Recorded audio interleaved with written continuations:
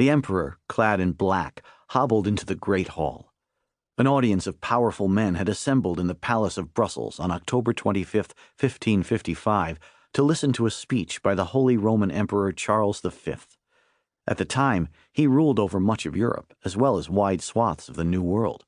A few years before, Titian had painted his portrait astride a war horse, encased in armor, brandishing a lance. But now, at 55, he had become toothless and blank-stared. As he made his way to the front of the hall, he had to lean on both a cane and Prince William of Orange. Trailing Charles was his 28-year-old son, Philip. There was no question that they were related. Father and son alike had lower jaws that jutted far forward, leaving their mouths to hang open.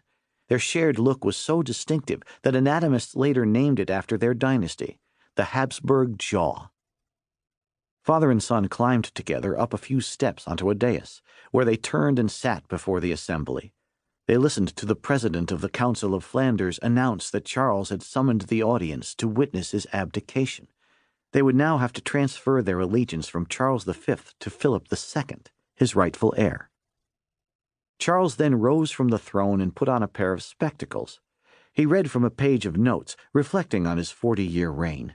Over those decades, he had expanded his power across much of the world. In addition to Spain, he ruled the Holy Roman Empire, the Low Countries, and much of Italy. His power extended from Mexico to Peru, where his armies had recently crushed the Inca Empire. Waves of ships rolled back east across the Atlantic, arriving at Spanish ports to unload gold and silver.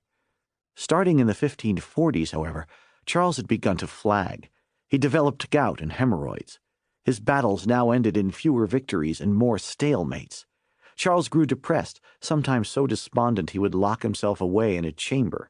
His chief consolation was his son. Charles had put Philip in charge of Spain when he was still just a teenager, and Philip had amply proven himself fit to inherit Charles's power. Now, in 1555, Charles was content to make him a king. As he finished his speech, he turned to Philip. "May the Almighty bless you with a son," he said, "to whom, when old and stricken with disease, you may be able to resign your kingdom with the same good will with which I now resign mine to you." It took a couple of years for all the formalities to get squared away, for Charles to retire to a monastery that he filled with clocks, and for his son to be crowned. But during all that time, the transition rolled along smoothly. No one objected to transferring their allegiance. What could be more natural, after all, than a prince succeeding his father?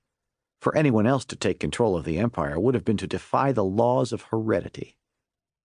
Heredity, herencia in Spanish, heredité in French, heredità in Italian, originally came from the Latin word hereditas.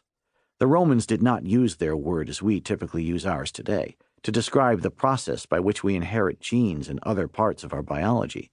They used hereditas as a legal term, referring to the state of being an heir. If we become heirs to a certain person, the jurist Gaius wrote, that person's assets pass to us. It sounded simple enough, but Romans fought bitterly over heredity. Their conflicts accounted for 2/3 of all the lawsuits in Roman courts. If a wealthy man died without a will, his children would be first in line to inherit his fortune, except any daughters who had married into other families. Next in line would be the father's brothers and their children, then more distantly related kin.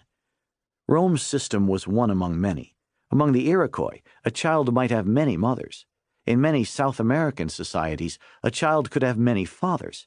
Any man who had sex with a pregnant woman was considered a parent to her unborn child. In some societies, kinship had meaning only through the father's line, others only through the mother's. The Ipinayé of Brazil had it both ways. The men traced their ancestry back through their father's line, while the Ipinayé women traced theirs back through their mothers. The words people used for their kin reflected how they organized relatives into a constellation of heredity. Hawaiians, for example, could use the same term for both sisters and female cousins. Medieval Europe inherited some of Rome's hereditary customs, but over the centuries new rules emerged. In some countries, the sons split their father's land. In others, only the eldest inherited it. In others still, it went to the youngest son. In the early Middle Ages, daughters sometimes became heirs too, but as the centuries passed, they were mostly shut out. As Europe grew wealthier, new hereditary rules took hold to keep the fortunes intact. The most powerful families of all took on titles and crowns, which were handed down through hereditary succession to a son, preferably. If not, then a daughter or perhaps a grandnephew. Sometimes the branches of a dead monarch's family would fight for the crown, justifying their claim on heredity. But these claims became hard to judge when the memories of ancestors faded. Noble families fought this forgetting by putting their genealogies in writing. In the Middle Ages, Venice's Great Council created the Golden Book, which every son from the prominent old families of the Republic signed on his 18th birthday. Only those whose names were recorded in the book could become members of the council. As unbroken lines of descent from noble ancestors became more important, leading families paid artists for visual propaganda. At first they represented heredity as vertical lines, but later they started painting simple trees. They might paint the founder of a noble lineage at the base of the tree, and his descendants perched on branches.